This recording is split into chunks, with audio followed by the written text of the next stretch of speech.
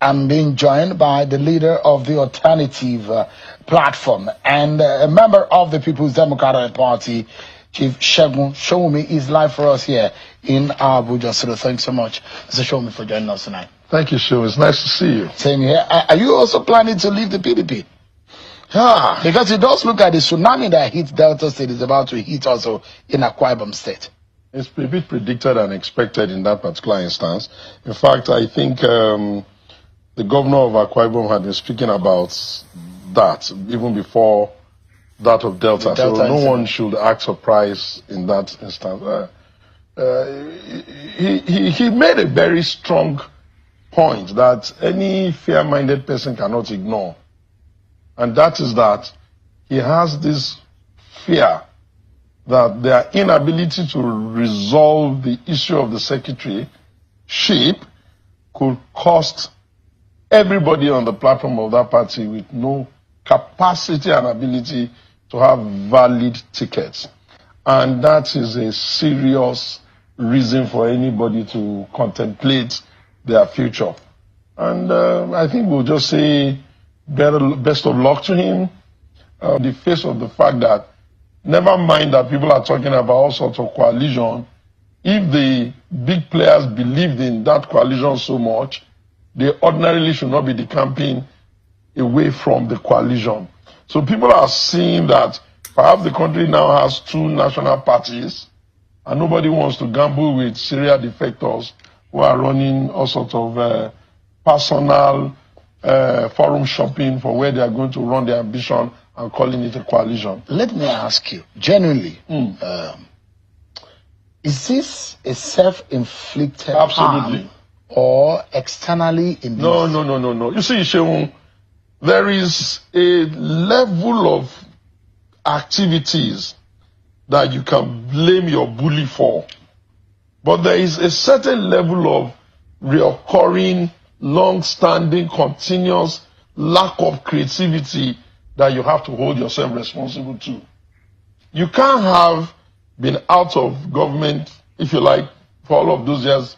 Forget about that. Even if you just take the 2023 episode, the president of Asiwaju Bola Ahmed Tinubu, with 22 governors in his party plus 5 extras who were working or saying they're not going to support the candidate, he pulled 8.6 million votes.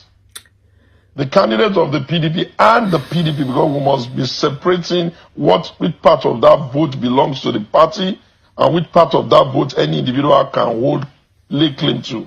They pulled 6.9 million votes. One of the people that was a PDP member, a Southeastern man who felt that on the balance of play, why is the Southeast being excluded? Peter Obi went on his own frolic, was able to pull or allocated 6.2 million votes. And you lose the election, you run all the way to Supreme Court, you lose. Or at least it was adjudged that you lost. Any deep-thinking, fair-minded Nigerian who is in the political party called PDP ought to know that the greatest necessary next step is to have the conversation of how do you bring Peter back. Because you can tell that the energy that is driving him is organic. So there is a possibility of a 6.9 million vote in the kitty for the PDP. No. Just a moment. Looking at the past election and the figures that you've read out, it will have been simple political mathematics that a Peter Obi and an Atiku will be a formidable force to defeat any ruling party in place. As at 2023. Yes. Now, that's about 13 million votes. As against an if you even think about Kwankwaso and how they mismanaged him, that's another 2 million. If what is going on right now, it does look like the APC is emptying the PDP. And PDP get over this. Okay. Can they be able to get back? And Saraki Reconciliation Committee is on the road. Man. Yeah, okay, I don't want to, they're my people, so I'm not going to go personal with him. But what I just want to say is this. If the People's Democratic Party of Nigeria and its leaders will just put all that energy they are spending, jumping here, jumping there, allowing people who first destabilized the PDP, then jumped into APC, what do you mean I'm coming, The PDP started out with almost all the players that are calling themselves a coalition now. Then they left and joined to get angry. They were angry with Jonathan. They were angry with this. They formed the APC together. They don't have the capability to wait or to endure anything or build anything for long haul. Then they got angry there. They want to start another arrangement. Question number 1. That arrangement they are trying to start, if they have put it into the party that is the legacy party, would they not get traction? In one breath, they are the ones demarketing the party and confusing the Nigerian electorate. In another breath, they are the ones saying they are not leaving the party. Your description is fitting to the likes of Atiku Abubakar. It's not just Atiku. Leave this. What principal? What did I go to secondary school with? What's wrong with you? You know how old I am? Do you want me to give you some of the things I've done in this country that they were not even aware of? Where were they in 1995, 96, 97 when I sat with the European leaders of the world at that time and tell them that help us with Nigeria? Where were they? When I talk, I'm talking because I know. So you're off the back of Atiku Abubakar. Listen. Are you I have always said, listen, please, I don't like when you do this. I'm asking you a question. I'm telling you directly. Yeah. I have always been running my life on 2 prisons. Nigeria first. And then in politics, I have been in PDP for stability. And I have been here even when they jump and come and jump and come and jump. I've been here. So you can't expect me to be extremely happy that I see them going on a charade, that if they don't become lucky, because when you go for an election, all your best calculations, they may not win. And then when they don't win, these people don't even have the character to show me that they will even stay in that new contraption, because I know them. So you see the coalition may not be... is it shaking from the point of your point of view? The fundamentals by which you build a movement to rescue a nation cannot be predominantly too selfish. All that talk they are talking about coalition, this coalition, they are just trying to take advantage of Peter Obi, and it is his business if he allows them to take advantage of him. After we lost the election in 2023, have you watched what he has done? Never mind that people criticize and also sometimes criticize him. He's been going to places, he's been doing boots on ground, he's been doing all of the things that somebody that really wants to run will do. I ask you, Sheung, if Peter Obi was a Hausa man or a Fulani man, would anybody be doubting the fact that he's going to be presidential candidate and he will likely win? If Peter Obi was a Yoruba man, will anybody be doubting that he's a presidential candidate and he can likely win? If somebody can pull 6 million votes all by himself with a ragtag army of supporters and the Nigerian people, you want to do a Nigerian movement, and we're supposed to be discussing what? Tell me now. Oh, I'm supposed to accept that Nasir El-Rufai, who was first of all a creation of PDP, apart from God and his parents, left to go and do APC. He's going to be responsible for the establishment of APC as well, and then they will come and start saying what? And up till now, do they even have a platform? If you ask them in the morning, some people say it's SDP. Tomorrow morning, you say it's this. Look. I'm a PDP man. And I will truly hope for all of our sakes that we understand that selfishness, it must be my way or the highway, is not going to help the country. And all that talk that they are saying, the country cannot go into one person, that's all bullshit. If the Nigerian... That's not a good language for television. Beg your pardon, I take it back. If the Nigerian people... I keep shouting, I've said it to you more than 10 times, Shehu. Every election is a referendum. The people are going, the ruling party is going to have to come to the table with what they say they've done. They started that yesterday. Do you agree, or how do you assess, though, that meeting of the APC yesterday? They called it a summit. It's supposed to be a midterm assessment of themselves and the performance of the APC government. So one of the things that I'm very good at, and even President Bryson who knows I am good at it, because I've been relating with him for years. I'm not in his party and I don't million around him, but one of the things I know I'm good at, and he knows, and everybody who knows me knows I'm good at, is that I know how to find the soft underbelly to defeat them. I saw what they did yesterday.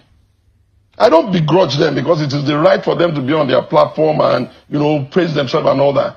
But I also know where the Achilles heels are. If a party that is serious, not one that in the morning they'll be quarreling about security, the next day they are quarreling about publicity, the next day how can they be quarreling over nothing?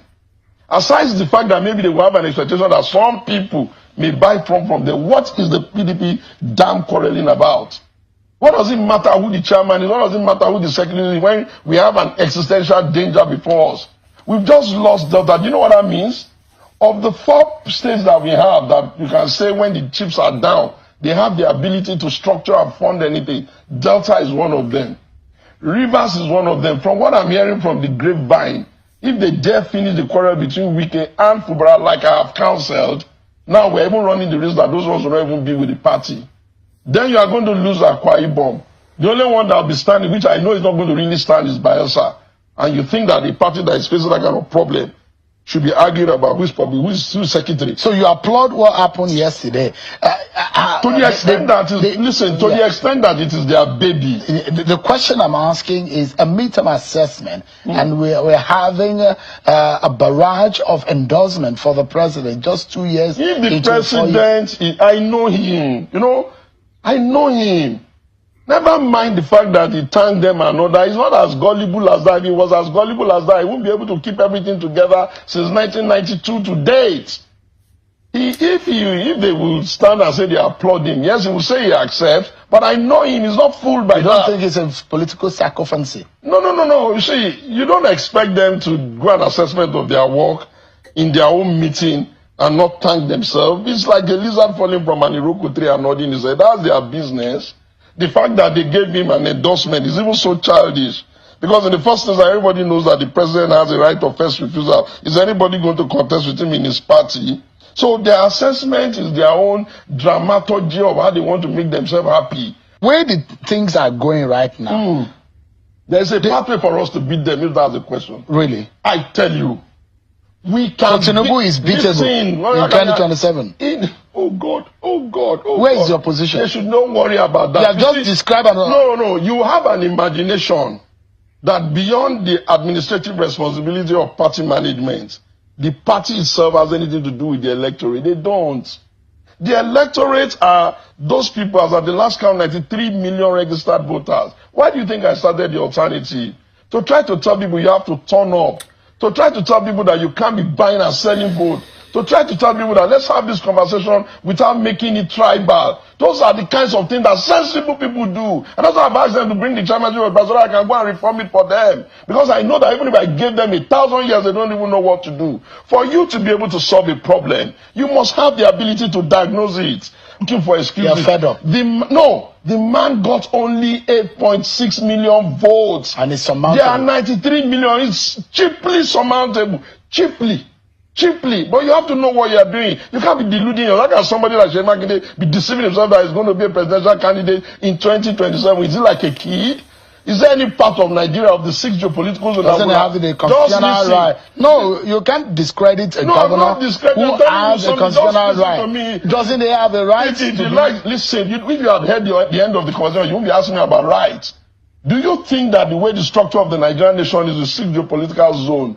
The Southwest has taken quite a number of bites. You have a Southwestern man that has done 4 years. The North is even asking for the power back. We have a Southeast that has never tasted power. There are other zones, and you are deceiving yourself that you are going to be able to tell Nigerians that, okay, the Yoruba people want to have 12 years in government. So should everybody throw their hands up? No. Listen, if the responsibility of party leadership and party management is to know where to place their candidacy, and like I keep saying, the People's Democratic Party of Nigeria does not have to zone its positions to where the APC conveniently zones its position. We don't have the same needs, we don't have the same playbook, we don't have the same angle, we don't have the same place to look for our numbers.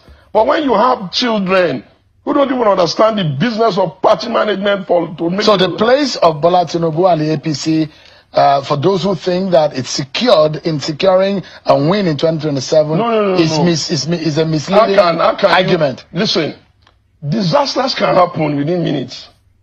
They have not even gotten to 12-year mark, 2-year mark. You still have a whole 2 years. Nobody should play God with the Nigerian people. You see, what I even pity him, because he's my man in another way, because he's my brother anyway. I can't hate him because they hate him. What I pity him is that how he even allowed himself to be in a position where the Nigerian people will start feeling extremely offended by the idea that they've not even gotten 2 years mark. People have not even served them. Akpabio jokes too much, honestly. For a Senate president, I like him a lot. I like what he did in Nigeria, but he clowns about too much. And some of these things that he's calling jokes are very, very, very, very serious because it's offending the sensibility of the Nigerian people. What is the big deal? You can do your midterm report. You can come and make a sober comment. You are the Senate president number 3 for damn sake. You can't be some sure. You think that what they did offended the sensibility of some Nigerians? You need to, you see, there's something called filter and management and measurement. Filter and measurement is that you go back to all the platforms where people have to X, Facebook and all that, and you just feel it. People feel that, yes, they did some good work, but could they not have finished that good work and just say, Mr. President, we still have a lot to do, and we expect you to double up. By the grace of God, we pray for you without the need for that charade, that childishness, that offensive, oh, we did, and then the governors came and did the same thing. Come on, Shehu. I'm sure it even offended you. Well, I don't have opinion. I know. Why would you not have opinion? Don't you buy rice? Don't you buy gari? Don't you buy food? Because I'm a journalist. I know. Journalists I'm just here to report. Journalists don't speak. We don't have opinion.